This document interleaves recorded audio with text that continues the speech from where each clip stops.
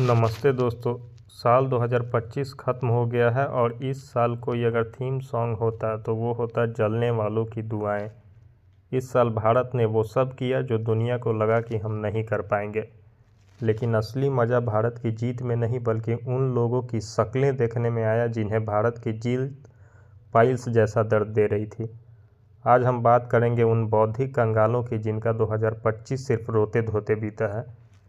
शुरुआत करते हैं सरहद पार के उस मुल्क से जिसका राष्ट्रीय खेल भीख मांगना है। पहलगाम में बुज़दिलों की तरह हमला किया तो लगा कि भारत फिर वही पुरानी कड़ी निंदा वाला लेटर लिखेगा। लेकिन जब ऑपरेशन सिंदूर के नाम पर उसके पिछवाड़े में मिसाइलें फटी तो उनके डिफेंस मिनिस्टर टीवी पर आकर क्या बोलते हैं, सबूत सोशल मीडिया पर है। भाई, अगर तुम्हारी मिलिट्री का इंटेलिजेंस फेसबुक कमेंट्स और ट्विटर थ्रेड से चलता तो फिर बॉर्डर पर सिपाही क्यों, इन्फ्लुएंसर बिठा दो। और यहाँ भारत के अंदर बैठे उनके जो नाजायज़ हमदर्द हैं, जो कह रहे थे कि युद्ध से कुछ नहीं होता, उनसे बस एक सवाल है, जब तुम्हारे अब्बा उधर से बम मारते हैं तब तुम्हें पीस याद नहीं आता, और जब इधर से सुताई होती है तो तुम्हें गांधी जी याद आ जाते हैं। अब बात करते हैं राजनीति की। 2025 के दिल्ली और बिहार इलेक्शन में कुछ लोगों ने अपनी किस्मत ऐसे दांव पर लगाई थी जैसे जुआरी का आखिरी चड्डी हारने वाला हो।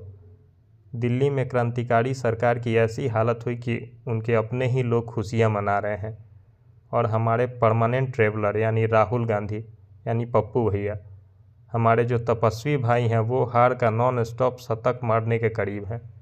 90 चुनाव हार चुके हैं भाई। इतनी कंसिस्टेंसी तो दुनिया के सबसे बड़े लूज़र में भी नहीं होती। और उनकी बहन को ये नहीं पता कि इलेक्शन का रिज़ल्ट क्या आया है, और भाई साहब कहते हैं कि वो तपस्या कर रहे हैं। भाई, ये तपस्या, ये पॉलिटिकल संन्यास है, तपस्या नहीं है, जिसे आप मान नहीं रहे हैं। बिहार में तो हाल ये था कि उनके अपने ही गठबंधन वाले ऐसे देख रहे थे जैसे शादी में आया बिना बुलाया मेहमान हो, जिस पनीर की सब्जी खाने आया हो। स्पोर्ट्स पर आए तो पाकिस्तान ने सोचा कि इंडिया को बुलाएंगे, टिकट बेचेंगे, उस पैसे से अपनी किस्तें चुकाएंगे।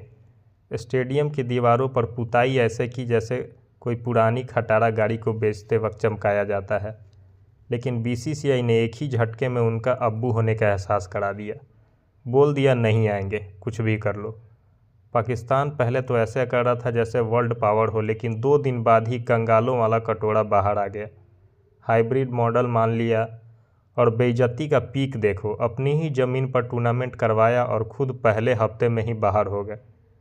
इंडिया ने उन्हें उन्हीं के घर के बाहर ऐसे धोया कि अब पाकिस्तानी आवाम दुआ मांग रही है कि उनकी अगली पीढ़ी क्रिकेट देखे ही ना। साल का सबसे बड़ा बवंडर तो तब आया जब फिल्म धुरंधर रिलीज हुई। फिल्म ने बॉक्स ऑफिस पर आग लगा दी और यहाँ कुछ बुद्धिजीवियों के दिलों में धुआं उठने लगा। एक मैडम जी कहती हैं कि फ़िल्म को पाकिस्तान पर क्रश है। मैडम, अगर फिल्म आतंकवाद पर है तो क्या उसमें आइसलैंड के नज़ारे दिखाएंगे? और फिर आए हमारे इंटरनेशनल ज्ञान के देवता, जो जर्मनी में बैठकर हमें बताते हैं कि भारत में क्या चल रहा है। उन्होंने 20 मिनट का वीडियो बनाया कि फ़िल्म फेक है। और ये क्यों? क्योंकि इंडियन गवर्नमेंट ने जासूस भेजने की बात कभी मानी ही नहीं। अरे भाई, ये कॉवर्ट मिशन है, मन की बात नहीं जो रेडियो पर सुनाई जाए कि हमने अपने ये भेजे हैं, स्पाई भेजे हैं। नतीजा क्या हुआ? उनके वीडियो के बाद फिल्म की कमाई और बढ़ गई। इसे कहते हैं बैकफायर करना। मतलब आप किसी की बेइज्जती करने निकले थे और खुद अपनी पैंट उतरवा कर वापस आ गए। तो भाई, 2025 ने हमें सिखाया कि आप कितनी भी कोशिश कर लो, लेकिन जब भारत अपने पर आता है तो ना आपके प्रोपेगेंडा काम आते हैं और ना आपकी धमकियाँ। जो लोग आज बिलों में घुसे हुए हैं उनके लिए 2026 और भी बुरा होने वाला है। अगले साल हम और ऐसी वीडियो बनाएंगे, इस साल हम और ऐसी वीडियो बनाएंगे और बौद्धिक आतंकवादियों का पर्दाफाश करेंगे, और भी कड़वे तरीके से। स्वस्थ रहिए, सुखी रहिए और इनकी जलती हुई शक्लों के मज़े लेते रहिए।